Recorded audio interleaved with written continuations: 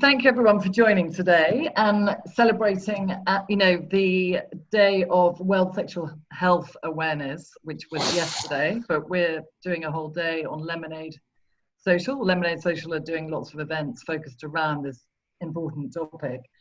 And basically, it's celebrated annually, an attempt to break down social and cultural taboos associated with sexuality and to promote positive sexual health around the world. And the theme of this year for the World Sexual Health Day is sexual pleasure in times of COVID. So how do we practice safe sex?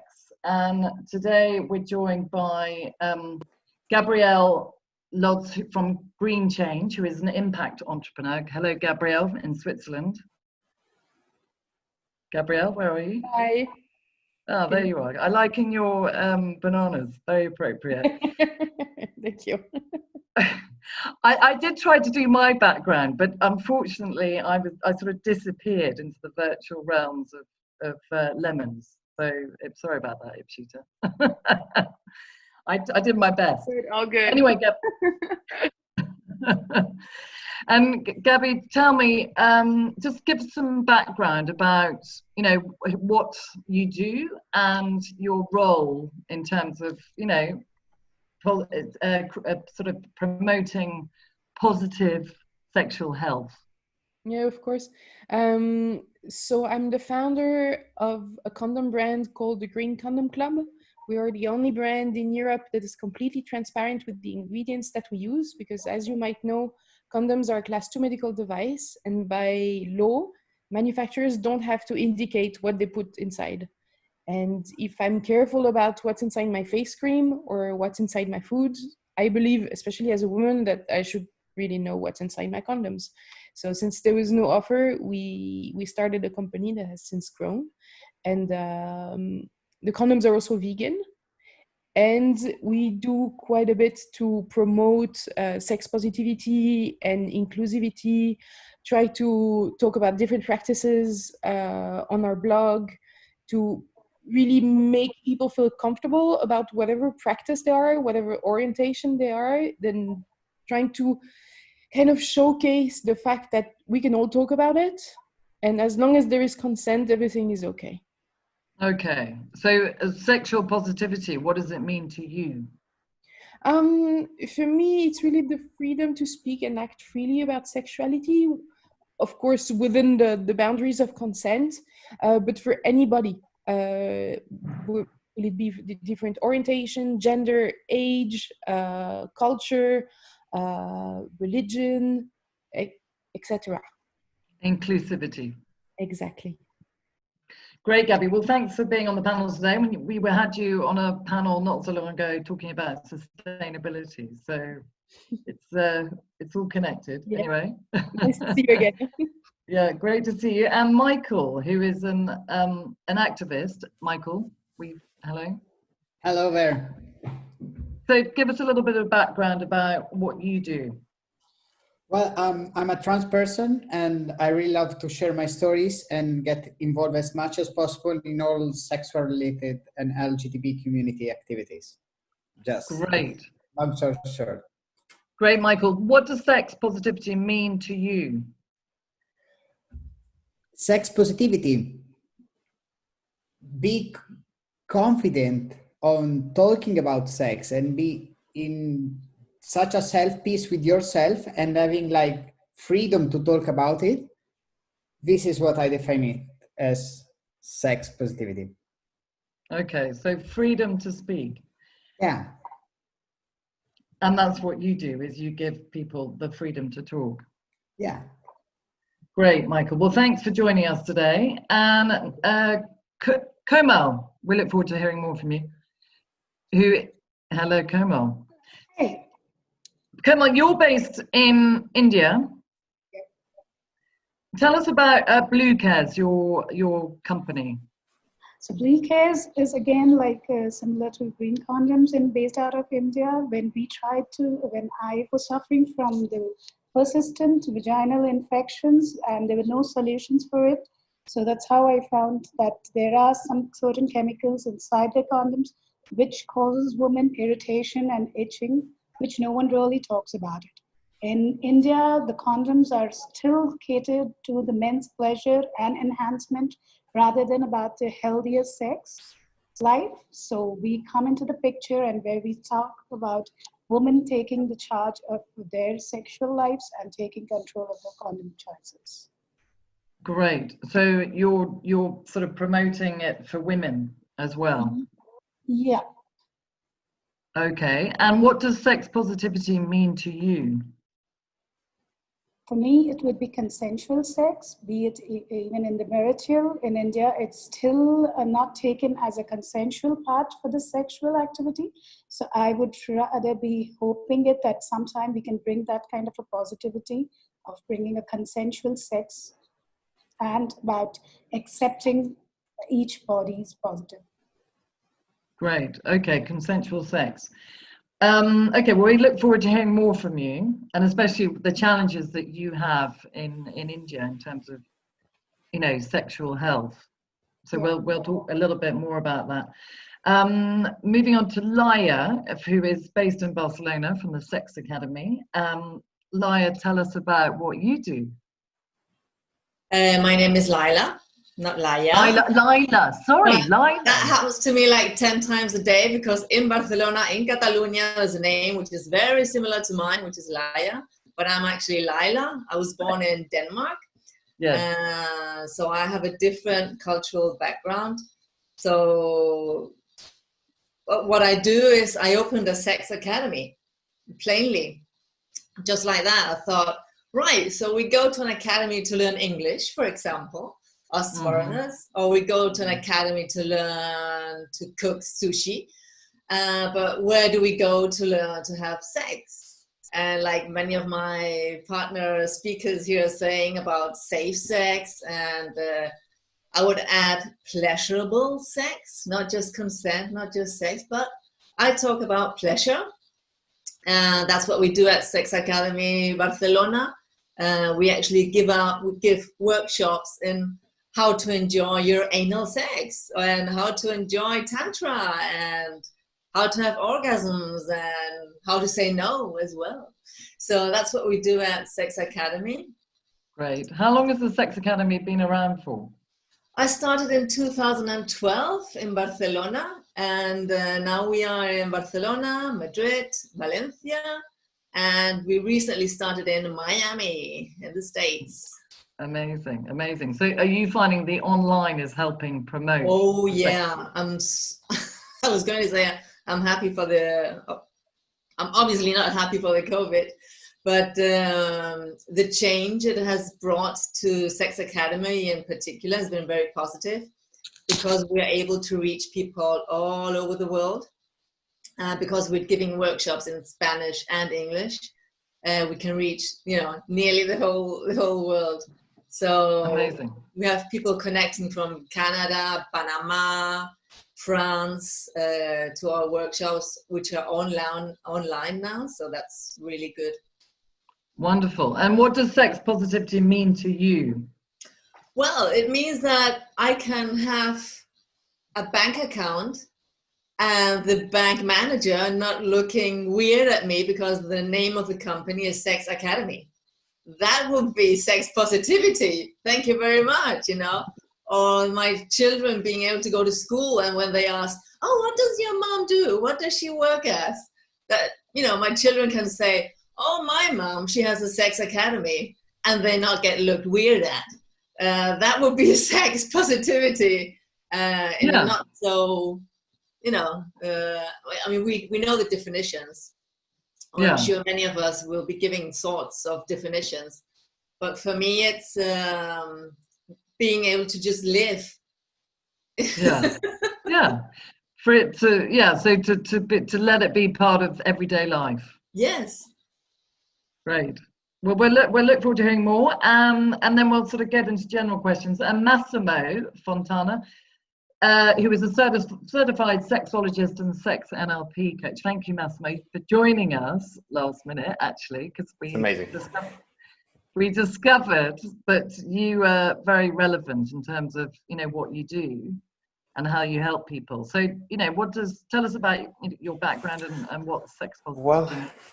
I have a bit of a dualistic background. So not only is it the sex therapy, but it's also the psychological side. So for me, it's always trying to bring sex into the bigger picture in the other disorders that a lot of other people face. So I deal with a lot of borderline personality disorder cases, OCD cases, very extreme scenarios where sex is never really touched on, unless it's a sense of it's a byproduct of the disorder, or it's promiscuous sex, or it's something that sort of triggers something in the disorder itself. So for me, it's really about adjusting and helping the person adjust their own narrative around sex and what it means to them, being far freer and being able to actually, I think, liberate those blocks that are holding them back. And ironically, most of the people that I work with, there is always some kind of sexual block there. Mm-hmm. Okay. So how do you help these people, you know, in terms of with their sexual blocks? Well, it depends. I mean, of course, it's through talk therapy, but it's drawing on a lot of different approaches. So my background is existential, and then it feeds into CBT and cognitive analytic therapies and a lot of body work as well. So it's really trying to, I think, as a starting point, build a very important therapeutic relationship with them, because that's fundamentally the healing point at the end of the day. Great. And what does sex positive mean to you? For me, I've been very lucky in my life that I have always been sex positive because of the parental stance that my mother has taken in educating us as kids. So being able to sort of help people find a voice for themselves, that would be ideal. It's always centermost. Yeah. So I mean, there's a lot of parents that I think that's an issue, that obviously, you know, it wasn't talked about, and suddenly you're thrown into a situation at school or in life, and you know, you've got to find your place being comfortable talking about sex, you know. And I think that we can talk more about this. So I'm now going to sort of like go into general questions from all of you, and obviously I will sort of ask each one of you, but obviously contribute and make this a conversation, because that's what we're trying to achieve here. So, you know, the theme of this year, you know, what are most people worried about, you know, during COVID? That, you know, there's physical distancing, you know, how do we manage that with recontact with others, especially through, you know, having personal contact? You know, what do we have to be aware of in terms of, you know, being careful having sort of sex during difficult times like COVID? I don't know, Laia, can you contribute your thoughts on this, or Massimo? Well, I think we can use technology to have safe sex as well, because it's about time we start thinking about sex in a broader way, and stop thinking about sex as just penis and vagina and, you know, getting that together somehow. I think it's about time that we make our minds more imaginative, more creative, and think about sex in millions of other ways. First of all, obviously, what we recommend at Sex Academy is you have to know yourself, and self-pleasure would be a great safe way of having sex. And it's having sex with yourself, and you should turn yourself into a perfect partner. So getting to know yourself is like one of the key points if you want to have nice sex with other people as well, but start with yourself. So it's a great time if you are under, you know, when we were under lockdown, if you are on your own, to start discovering other areas of your body that you normally maybe don't even think about as sexual, or start with your erotic, you know, start reading books, or making your imagination grow and waken up. And I would even say using sexting, as in photographs, and, you know, accepting your own body and making your body likable to yourself first, obviously. And, you know, obviously you have to be careful, and you know, you just make pictures from your chin down, or from, you know, if you don't want to risk your pictures being all over the internet. But yes, if you have a partner, or, you know, meet someone, why not take, you know, a sexy picture of your shoulders, or, you know, any other areas, or even your feet, or, you know, bring other things into the sexual arena and make it more imaginative. So all this can be done during the lockdown, for example, or now that we are not under lockdown, but still have to be careful if you're starting with a new partner. Okay, great. Massimo, have you got anything to contribute? Absolutely. I think for me, if I like to look at things as systems. So if you look at the basis of the world system, everything's sort of become restricted because of COVID. So you're really confined to your home. So here, being in Spain, as most of you know, you're confined to your apartment. And if you're lucky enough to have a partner with you at home, it kind of throws you into very awkward readjustment in your system, because you can't go to work. You don't have your personal space. You're literally in each other's faces all the time. So for me, the way that I kind of looked at something like that was, well, it's an opportunity to tap into your depth. What have you been able to do with your relationship that has actually been beneficial for both of you? A lot of the times we stay on that superficial level, and communication goes, we never deal with expectations. We never talk about our needs when it comes to sexuality. There's always an expectation there, or an assumption, sorry. So it's kind of twofold. On the one hand, you get people who have sort of seen it as an opportunity to step forward and do something about their relationships. And then the other side is, it's highlighted an incapacity or an inability of a lot of people to want to go into a state of depth. And that's very interesting for me, because I always put a question mark there, and I go, well, why? Why is it that you're so afraid? What is it that sort of keeps you away from really truly knowing yourself, as Leila was saying, but then also knowing your partner, that, you know, it's completely open, it's completely free and liberated. Okay, so being able to sort of feel comfortable with yourself and with your partner and with the situation. Yeah, absolutely. And I think using it to your advantage and seeing how it's serving you, I think that's a mentality change that I think a lot of people need to adopt. Okay, great, Massimo.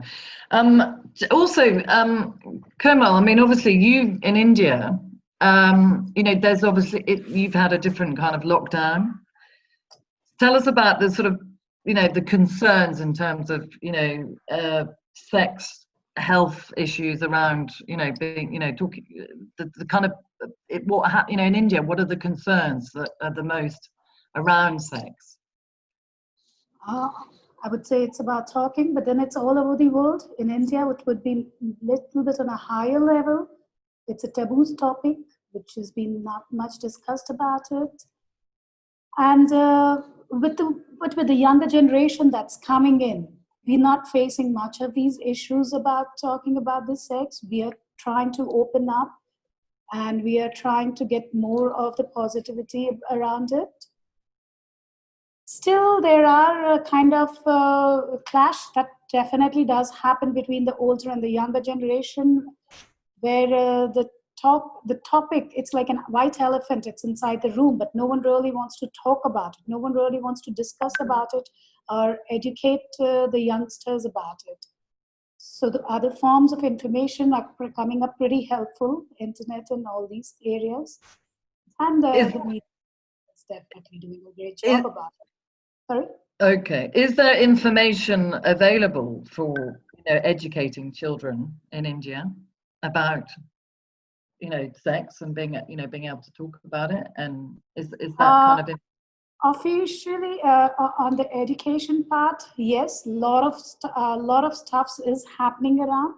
A lot of education models are being developed. They are all coming up in the initial stages, where age-appropriate sex education is being introduced. In the schools? In the schools, not exactly in the schools, but Yeah, I would say in the schools, age-appropriate education, but certain states are still hesitant about introducing it, and certain states have accepted about it. Okay. So, because I mean, obviously, you know, with children, it is important to educate children to feel comfortable amongst their peers, Exactly. and also educating them about safe sex. You know, I mean, I know that a lot of you can contribute to this.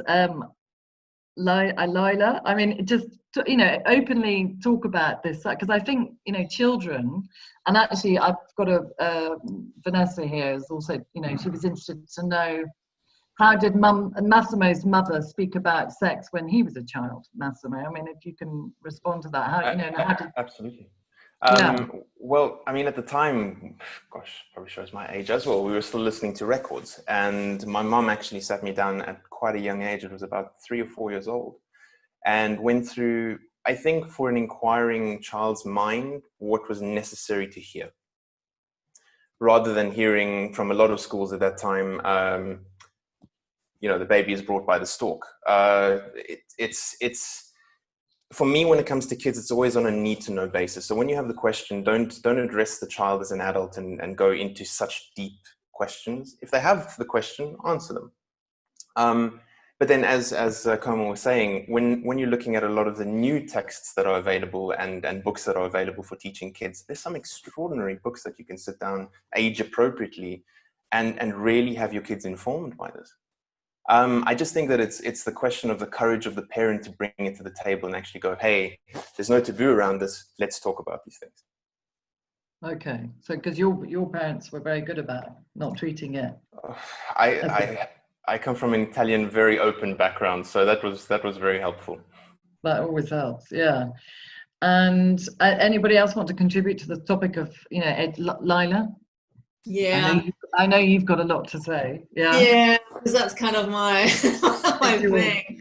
And I saw Vanessa's question, and the thing about sexuality and children is that you should create an environment where your kids can ask you anything, whether they can ask you about sex, about money, about death, about anything. So it's not like, okay, my kid is now 15 and I'm going to sit, and I've brought all that courage with me, and I'm going to sit and explain how to have safe sex. No, I mean, you don't have the talk. It's useless. You should start. I mean, sexologists, we are taught that humans are born as sexual beings. So you don't suddenly become a sexual being because you're a teenager. We are actually born as sexual beings, meaning that we have that capability of actually enjoying sexuality from a very, very young age. So if you wait, imagine you get a computer and you start blah, blah, blah, blah, blah. You don't have the instructions, and you start pressing all the buttons, and you don't know anything about it. And then you plug it in, you plug in something else and this and that. And then 15 years later, someone says, okay, congratulations, today is a big day. I'm going to explain to you about this computer. And it's like, well, maybe we're a bit late. We're a bit late about that. So I think, being more concise, it's whenever there's an opportunity, like Massimo was saying, just give the answer. And there's two ways of approaching this. If you have the answer, then give it. And if you don't have the answer, you can also say, listen, I don't know about this. Because what I found, we go to schools and high schools, and we give talks about sexual education. Not so much safe sex, because somebody else will do that. But I like to talk about what the kids really want to know, and if you let them make the questions to you, it's so enriching. What they want to know is like, how do two girls have sex together? What is petting? And how can I have a polyamorous relationship, and what should I do? And I have teenagers asking these very, very high level questions. Yeah. So I think that we're underestimating them. But Do you think, what I was saying is that you as a parent, you may not have the answer to that because you're heterosexual. You may not know how two women will, have sex. So, there are professionals who can help with that. And you can say to your kid, listen, I don't know, but I will find out and I will get back to you with that. And it's an interesting exercise for us adults, or parents, or teachers, or in whichever way you're in touch with those kids, to learn yourself. Because our generation, well, at least my generation, and we are a bit of everything here today, we didn't have that much education either. If we were lucky, we could do the questions at home. But sometimes you don't even know what to ask. So don't wait for the kids to make you a question, like how do they, because actually making that question is pretty difficult. It's like, what is the right age, do you think? There is no right age. We are born as sexual beings. So the moment that the child has something on their mind, you have to give them the information. You don't hide things from them. Christmas presents. You know how you hide your Christmas presents? That's the one thing kids want to look for. When it gets to Christmas, is start looking for that because you're hiding it from them, right?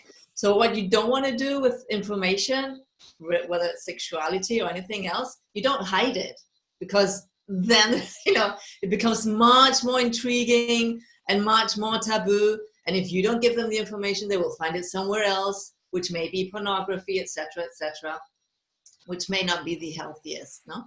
So I think you have to give them the information as it comes along. Okay, Massimo? It's very important, I think, from a parental perspective, to be mindful of seeing if kids are ashamed. And that shame response is something that puts a lot of blockages going forward into your sexual sort of experiences later on in life. So as a parent, you may have a lot of these shameful experiences or things or blockages that are stopping you from being your sexual self. So that's a very good starting point with yourself. So as a parent, ask yourself, what is your relationship with sex? What is your relationship with your sexuality? Are you liberated enough to express and be present enough in your sexuality itself? And then look for those little nuances in your kids and go, okay, well, then start normalizing it.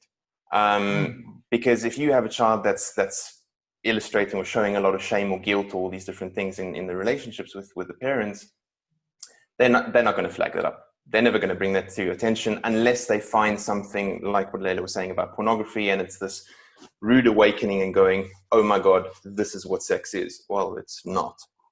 And I think that is also something that feeds a lot into toxic masculinity, where the masculine mind is more drawn than the feminine mind to that kind of imagery. And Michael, you being an activist, let's talk about, Leila mentioned about, the students, talk about polyamorous and, different women having sex, tell us about, how do we make sex more inclusive, with everybody sort of experiencing what they want to experience and being more open about it in terms of, sort of promoting that any sex that people want to have, it's their choice. Yes, just I think the most natural way is just talking and sharing what you are doing, and talking free without any what other people can think about what I'm doing.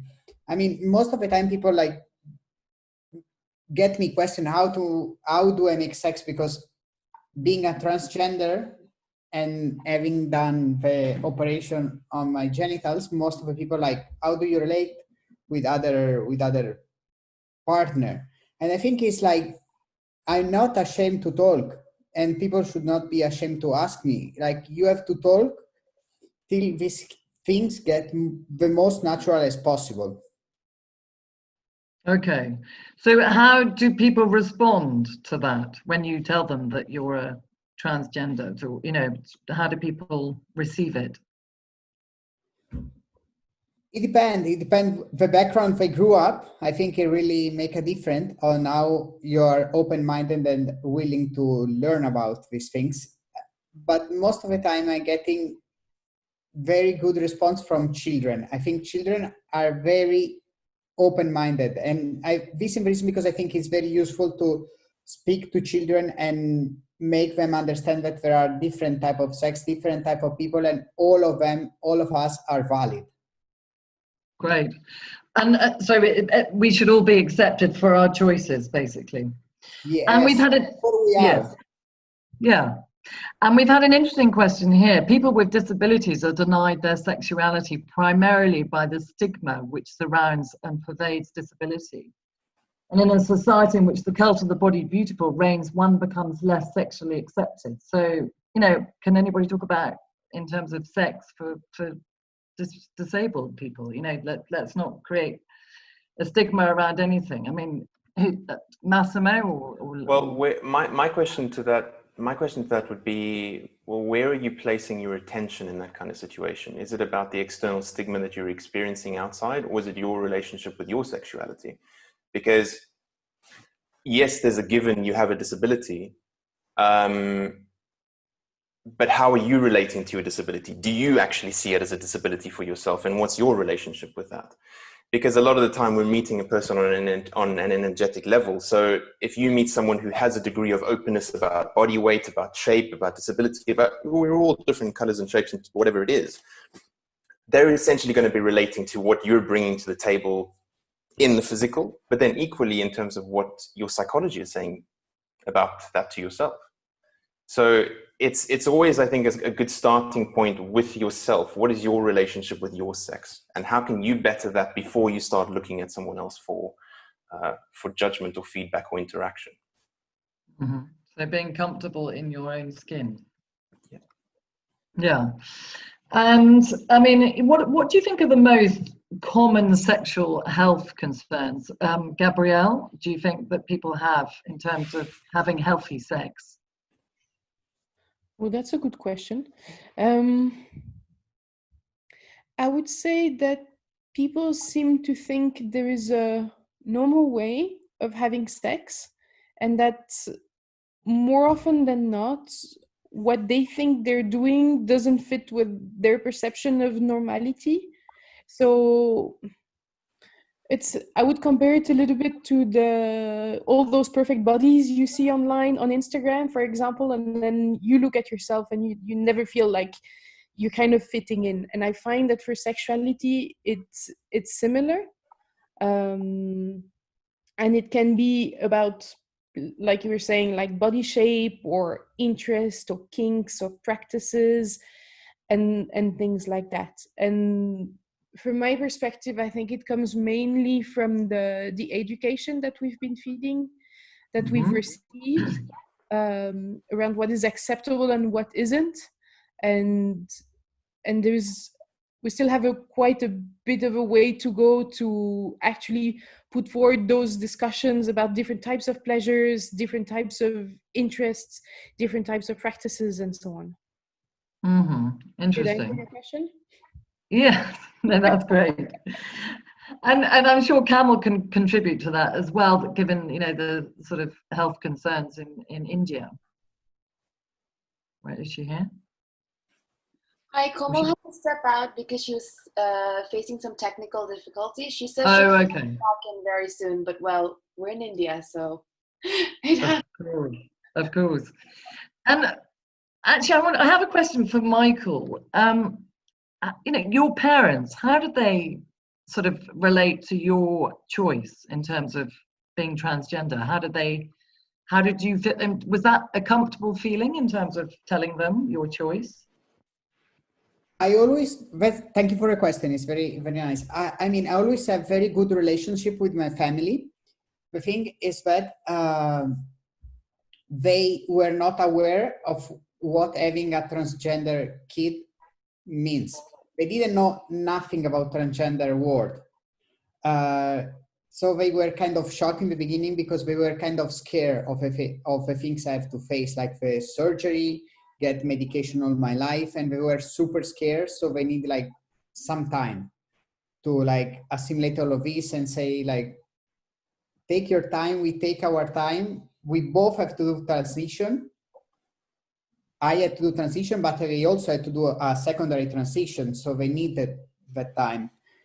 But in the end, I'm very thankful. They are very supportive now, and they also become like activists. My mom is super activist. She's based in Italy, in Milan, and she helping other family that have transgender teenager that are starting the process. So I'm very thankful. But I think there is still a lot of work to do because most of the people don't know what being transgender means and what you need to do, like the surgery and all of this, and they getting more scared than what actually it is, because it's not that problematic nowadays in Europe.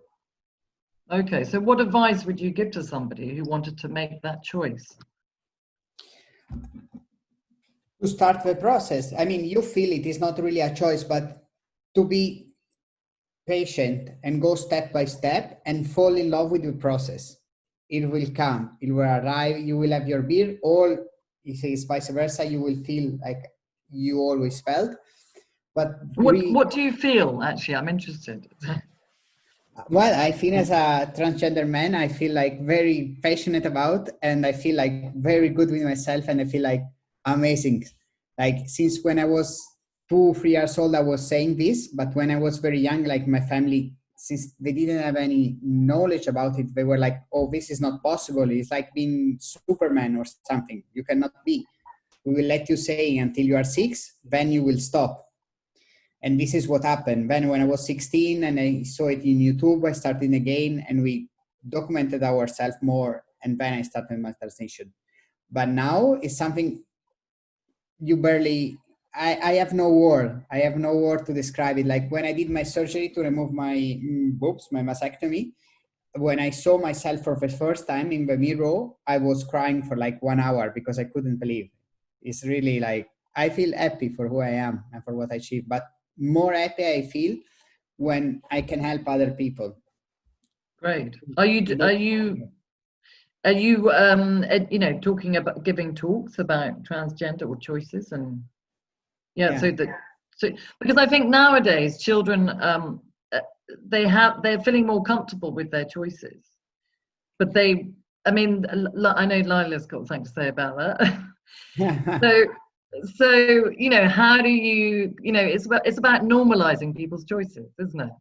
Yes, for me, yes. When I'm not an expert as much as Lila or Massimo can be, but I think it's normalized, talk to them and let them follow their natural path. Mm-hmm. And so, you know, I mean, obviously, Massimo or Lila, do you want to contribute on the back of, you know, how do we sort of, you know, make children today feel more comfortable in terms of their choices? Massimo? It's an interesting question. It's once again, like I was saying before, about tapping into shame and guilt and neutralizing those kind of emotions for kids. Because a lot of the time, it's like, you know, we're talking about transgender, the clients that I've worked with, there's been so much projection from the parents onto the child as to what their sexual normality is. And there's this massive conflict between taking on board this family system that has these value systems attached to it, and it's in direct conflict with how you're feeling. And it takes a lot of courage to be able to stand up to something like that. Yeah. It's that's the most fascinating thing for me. So I think for me, it's trying to enable that person to be courageous in these kind of situations, to give voice to themselves. And I think also equipping them enough with the ability of going, look, if my system doesn't allow me to actually be the way that I am, step away from the system. Create a new system for yourself. Great. And Lila, can you comment on this? Talking to students? Yeah, I think it's a very cultural thing of the image that we have built of women to be, and the image we have built for men to be. And we are all just put into those two big categories. And that in itself is already not too positive, to say it in a kind way, because there are many grays, and today I can be this, and tomorrow I can be something else, and it's all this labeling that puts us in boxes that is so bad. So the moment we are born, a doctor actually, or a nurse actually decides whether, you know, you are put as female or male, but just because looking at your genitals. So if you imagine that, that just goes with you until you have, you know, like Michael was saying, until one day, it's not that nurse who wrote that on that piece of paper. No, I don't agree, you know? But it takes you like 16 years, until you can actually do something by yourself. What I'm saying is that all that labeling is not too healthy, because, you know, we are labeled as men or female or vanilla or kinky or BDSM or all these labels, you know. And for example, I can be a polyamorous person, but I can have only one partner today. So today I'm called monogamous. And you know, so that's the thing, why many of us, we don't explain so much about our personal lives, because it will mean having to change labels all the time, because we are in constant change and growth.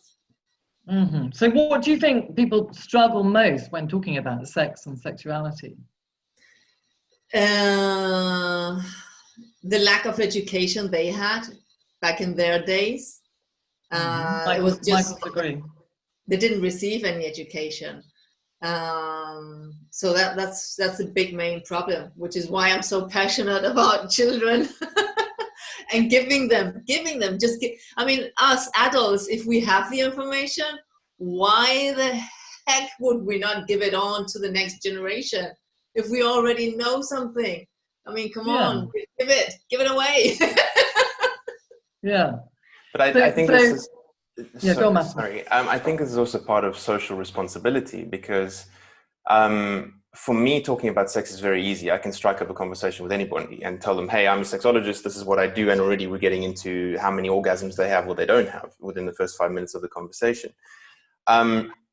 Much like personal development or coaching or therapy has become more normalized, the same thing needs to be done with when it comes to sex, and actually as an adult being able to educate yourself enough and go, now I have newfound information that's necessary in my development. People don't see it as a necessary factor in development. So it's almost like it's parked as this thing that I will deal with when the time comes to deal with it, but it should be something that we're actually researching and exploring every single day.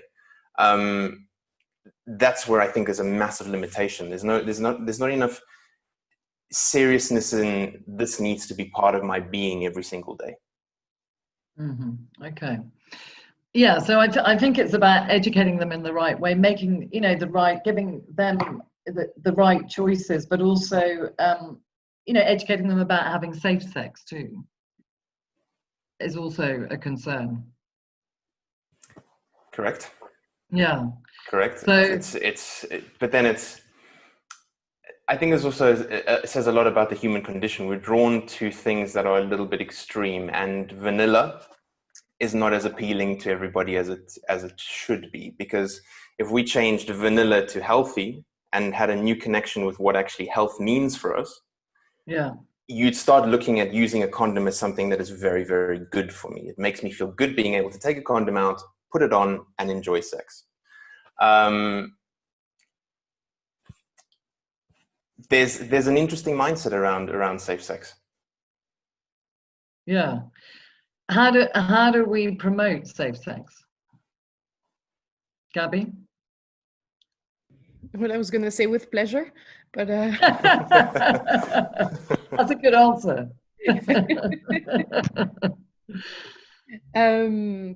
Well, start early, like we've been mentioning around kids. It should be part of the conversation. It should be normalized.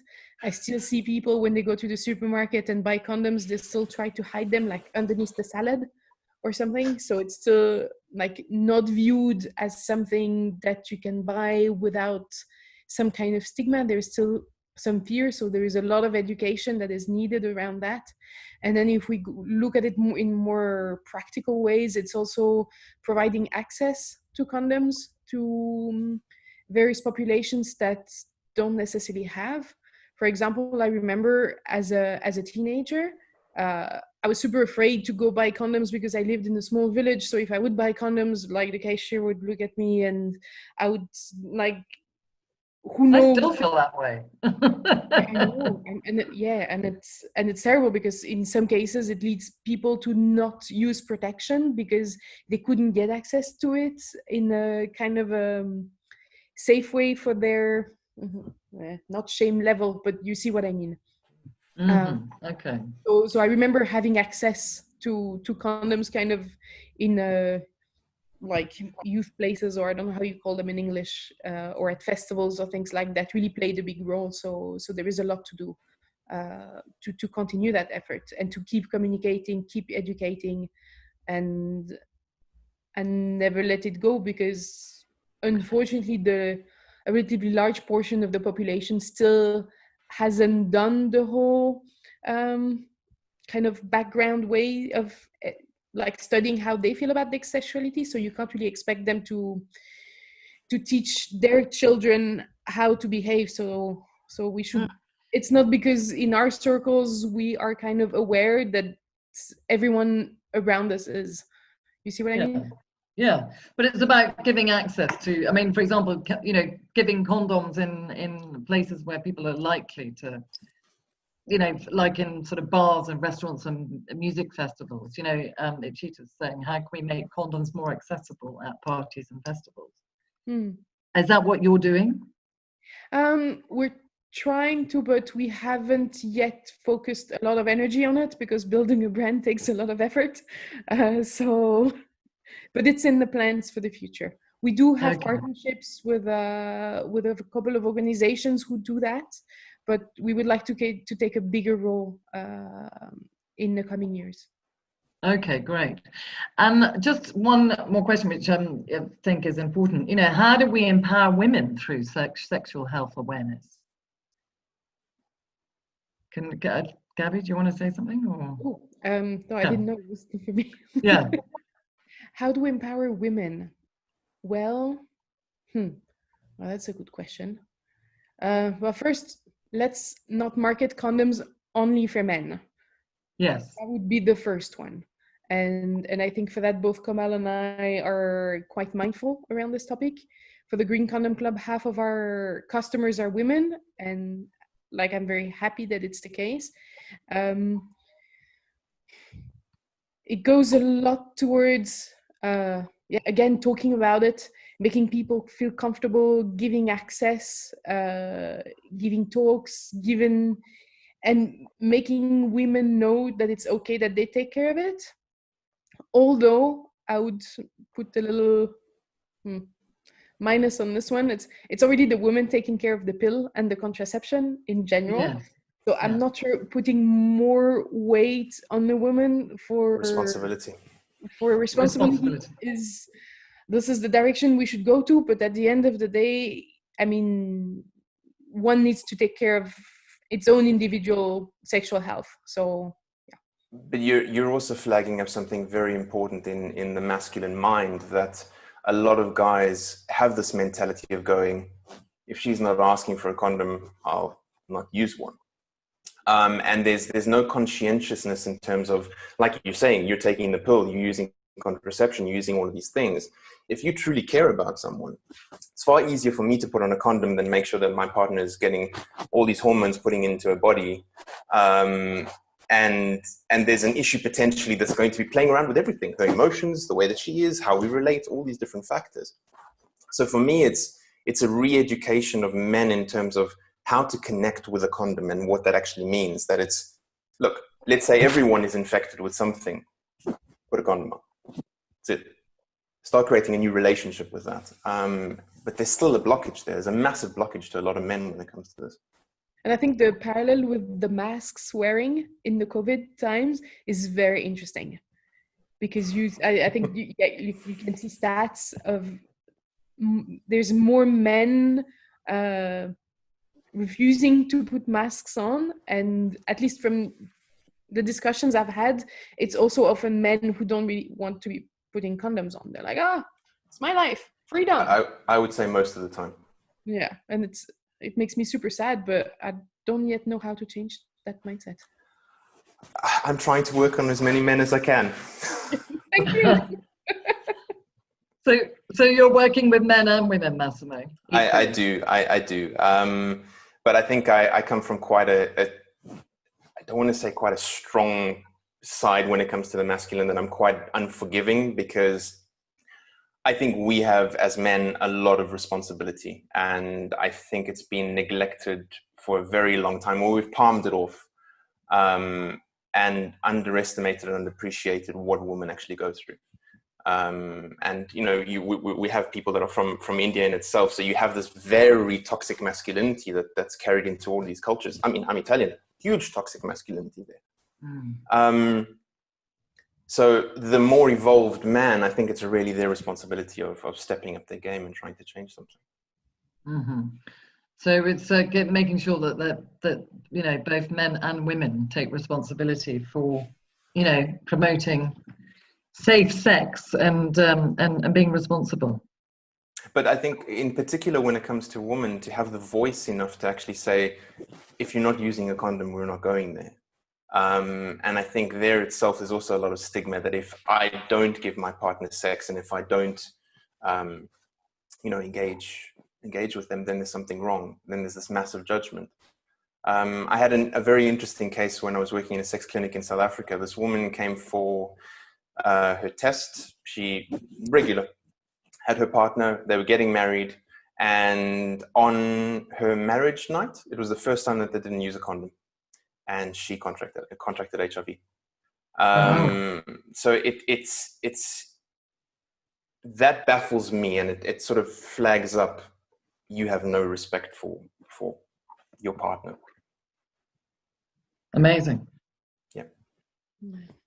Yeah. So, okay. So we've got to round it off now. I'm sorry to, there's so much to cover here. I mean, Massimo, we could talk more about, what are the real problems that we face, in terms of people understanding what problems they have and how to deal with these problems. But, it's a big topic, but we've sort of covered more about how we educate people and how do we normalize sex in a positive way. So thank you all for participating in today's panel. If there's anything you want to say before we go, Lila? I just want to say not to judge people would be like the main thing we should all take away. What do I care what you're doing in your bedroom? Good point. Whether it's vanilla or kinky. Yes. And, why is it so important to create awareness around World Sex Health Day? I mean, it should be every day, obviously, but what do you think is the most important thing? Why should we create awareness around it? Because if you look at basically, so we can talk about it. I mean, talking about sex makes it go out in the open, under the light, and that's healthy in itself, just being able to talk about it. So that's what, for me, the Health Day is doing, is that, being able to talk about it and help people, whether it's with our sexologists or workshops or therapy or whatever, getting to more people. That's my main idea with this day. Thank you for inviting. Great, Lila, that's wonderful to have you. And Michael, can you say something? Why is it so important to sort of create awareness around this topic? Because people are still afraid to talk. So the more we talk, the less we are afraid, and the less stigma there are in the society. And one thing I would like to add is to start to love yourself first. But I think is one of the takeaway of the talk today. It's very important to love yourself first. Self-love. Yeah. Massimo? If you look at the eclectic mix of people on this panel, I think that should be idea enough that we're going in the right direction, that we can have so many different faces and so many different personalities and differences in our sexuality at one table, being accepting of everything. And that's the kind of mindset that we need to start cultivating, because it's the second we get a majority vote on that way of being, it's just going to be one way to a greater success. Great. Thank you, Massimo, for joining today. Thank you It for was having me. great to have you on board. And Gabby, just to contribute your last word, why do you think it's important to have this awareness? If we look at the word sexual health, so it's part of health as a whole. Yeah. The same way as it's mental health, physical health, and as much as resources we're dedicating to health in general, then sexual health should be part of it. And that will go through having conversations and promoting self-love, like you mentioned. And my last word would be stay safe. Great. Well, thank you all for joining us today. Any just comments from the audience? Just want to say, Rosalia, I want to just ask you one thing, Rosalia. Yeah, but that was before about children, so it's past. But I'm very glad to join you all, and it's amazing. Yeah. I'm on an open way to educate my children because I live in a polyamorous life and a bisexual. So for me, it's a very good experiment to be open with my children that how wide and everything it is in this world in a healthy way, according to their questions and how curious they are. And they are so curious, even they're very small, 7 and 9, but already they know a lot more than I could ever imagine, and I'm eager to recover it because we had so many talks. So yeah, it's amazing, and we need to get ready because they are already investigating with themselves. And I didn't even notice that my kid was masturbating like that much until I lived with her in the house for so long. I mean, so, and I dedicate myself to coach in sexuality, but I had no idea, how alive the sexual life was going on in my house, a part of me, right? And they're small kids. So, it's amazing. And, we need to catch up with these young people. Yeah, and I'm very happy to listen to you all. Thank you. Well, thank you very much, everybody, and have a great day. And let's create, awareness around this topic and normalize it, and get children to understand it. That it's, everybody has their choices, and it's, it's their choice, and to feel comfortable with that choice. Thank you, everybody. Thank you, guys. A pleasure. Take care. Have a good day. The same. Enjoy. Enjoy. Bye.